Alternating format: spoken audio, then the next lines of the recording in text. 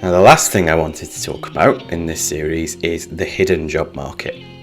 The truth is that most jobs that are actually available are not advertised. And you might think, well, what good is that? There is actually a way to access the hidden job market through that dreaded word, networking. And what I'm going to do in this last section of the playlist is talk about how you can actually access that hidden job market. And you do it through these 4 key principles. The first thing you need to do is set yourself a clear goal. What sort of job do you want, ideally? If you can, what sort of environment do you want to work in? What sort of employer do you want to work for? This gives you an idea of the kind of thing that you need to find out, the kind of people you want to target, the kind of people you want to talk to. Because all of these questions start popping up. How do I get in? Can someone like me do this job? What do I need to get there? And then when does it need to happen by? You need to be quite strict with yourself. What are you trying to do? How are you trying to do it? When are you trying to do it by? Next, you want to look at your existing network of contacts. Who do you know? You'd be amazed how effective this can actually be. Think about friends, family, people you've met previously. Make sure that they know specifically what it is that you want, how you want to get there, and ask, whenever convenient, can they introduce you to someone? Do they know of anybody? Do they know of anybody in that sector, that industry, that company? It's about being proactive and making sure that you get yourself out there as much as possible. Next, you want to think about expanding that network and targeting the right people. The people you want to get to are what we would call the hiring manager, the person who is above the person with the job that you want. So we're thinking about managers, team leaders, professionals with a few years of experience, anyone you directly referred to.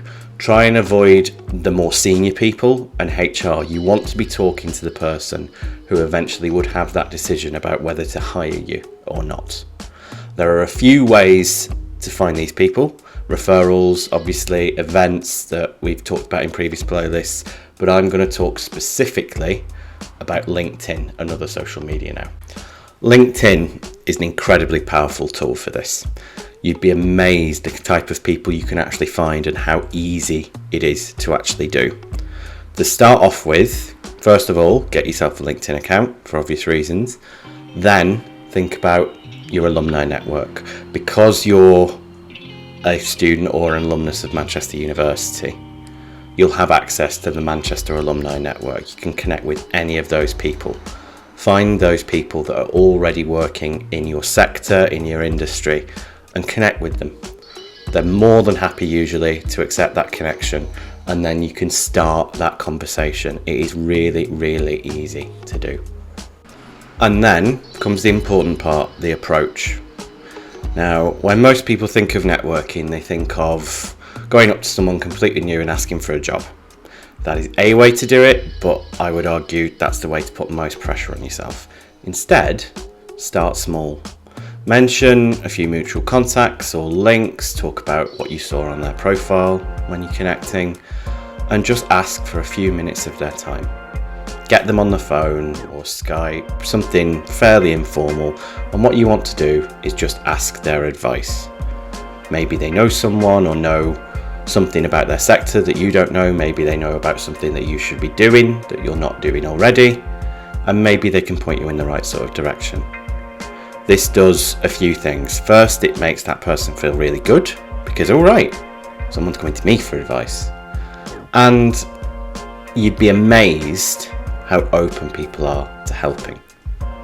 And giving something intangible, that few minutes of their time where you can just have a quick conversation, is much less likely to be fobbed off than asking for a job.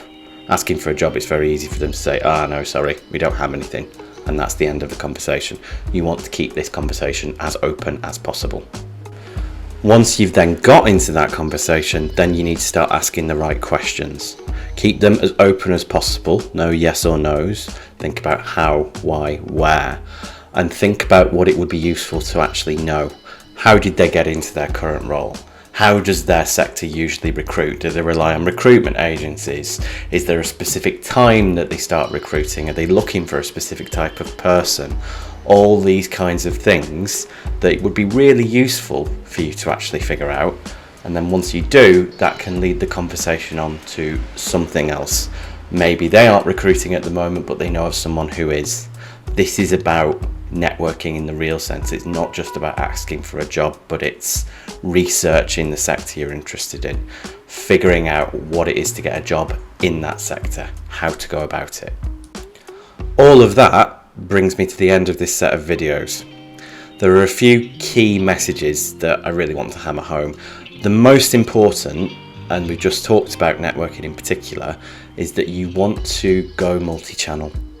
You want to have a lot of different things that you are doing, let's say throughout a week, so you're creating that rotation of activity.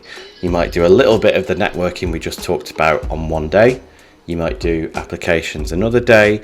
You might do Indeed another day. You want to make sure that you're dividing it into little bits, so each day has a specific focus. It's an easy way of not getting overwhelmed and making sure that you're keeping your options open. You're not relying on that one strategy. And the key to all of this at the very start is understanding yourself, understanding what it is you're looking for and what it is you specifically have to offer. Which brings us to the end of the playlist. Thank you very much for listening. We really hope that's been helpful. If you do need any more support from anything that we covered in this playlist or anything else careers related at Manchester, please do get in touch. The contact details are there on the screen. We're more than happy to help potentially set up a drop-in for you, set up a simulation for you, anything that we can do.